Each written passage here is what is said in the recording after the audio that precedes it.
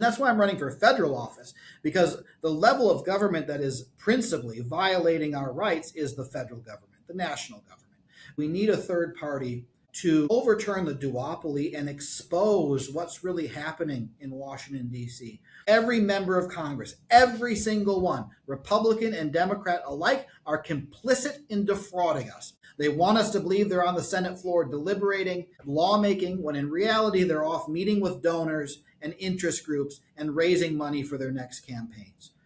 All the legislative power in our country, and I say this not as a candidate for the United States Senate, I say this as a former professor of constitutional law and political philosophy, the legislative power in our country has shifted from the Congress to the White House. Law is now being made via executive order, not by laws passed by Congress. And one brief example, and this is why I'm running for the Senate, this is why I'm running as a libertarian. You mentioned at the beginning of the interview, I have 2 small children, and I want them to grow up with the same liberties I enjoyed during the course of my life. And last year, Donald Trump issued an executive order that purported to make it a federal crime to desecrate the flag, to burn the American flag.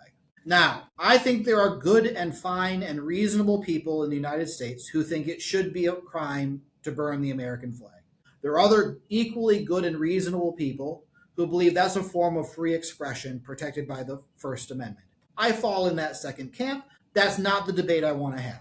But let's just set that debate aside. Every American should agree that the president does not have the power to create criminal statutes with the stroke of a pen and throw us in prison. Trump said if you violate this executive order, you'll go to prison for 1 year. So he is purporting to have the authority to make criminal law via executive order and to deprive us of our liberty, to separate us from our families, separate us from our communities, put us in a federal prison for disobeying him. And if that's the reality of the system of government under which we live, we have lost the republic.